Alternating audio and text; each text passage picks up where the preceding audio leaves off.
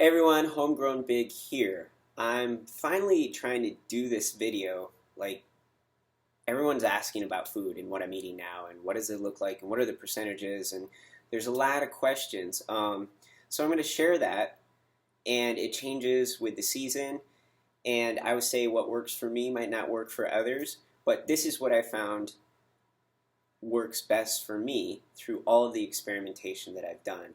And mostly what I love to eat is food out of my food forest. So in the summertime, it's lots of fresh fruit in the morning.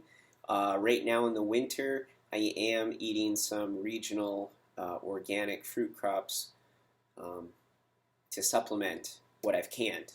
I might have some canned fruits. I did a lot of canning from the food forest this summer, and so I might alternate between fresh and preserved fruits that I've made here from the food forest.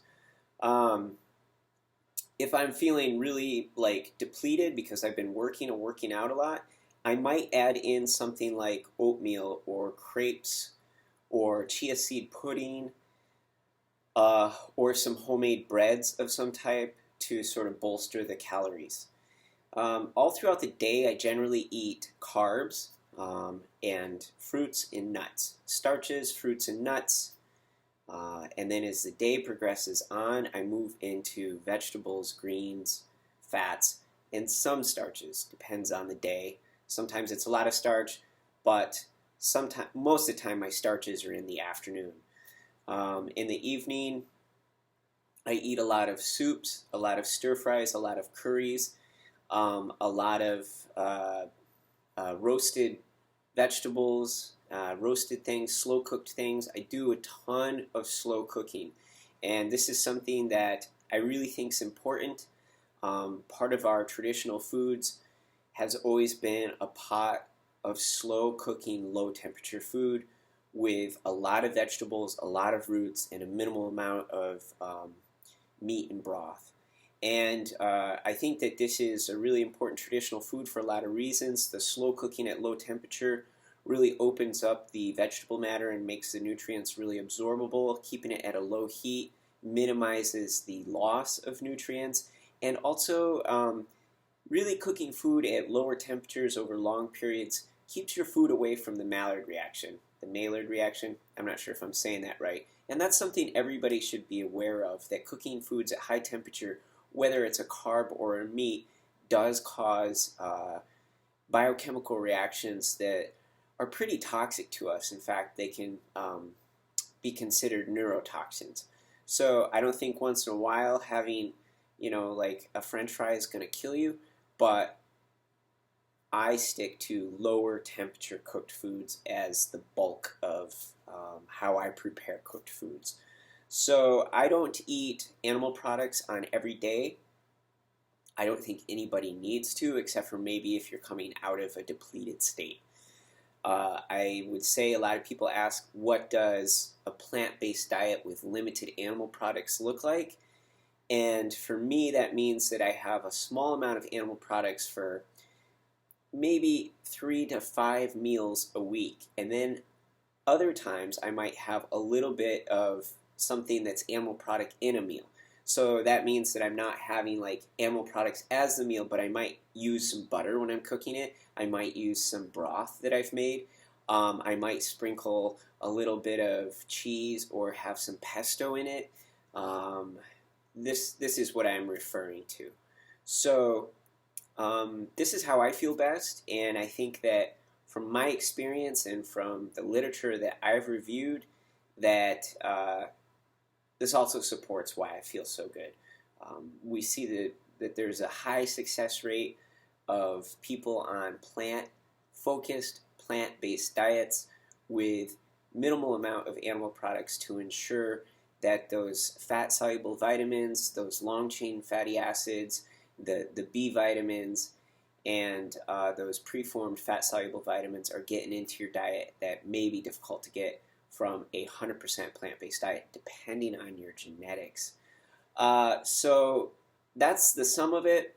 I'm going to run some chronometer in the upcoming weeks to kind of show you what it looks like in the way of numbers, and this is something that I've always done on any way that I've eaten to really give myself an objective perspective on what I'm eating. So I'll have more precise numbers for you in some upcoming videos. So hang on after this introduction.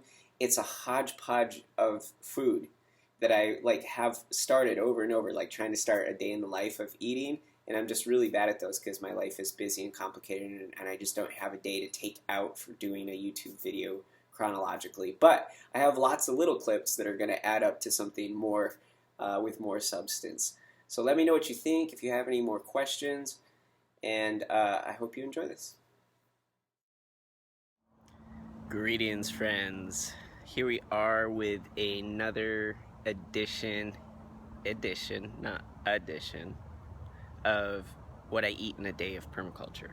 So here we see a small plot of apples I'm growing. They are delicious. 100% organic. They're Liberty apples, and they do well here in the Northwest. They create a very nice mixture of sweet and tart eating apple. It can be used for sauce and jams. I wouldn't call them a pie apple, but you know, this is it. Come out here and eat, and you eat until you're full. And it's 100% fresh, live, organic, high energy, high water content food. This could be both breakfast and lunch for me. Depends on how I'm feeling. Right now, all I've eaten all day is apples, and it's almost 1 o'clock, and I feel fantastic.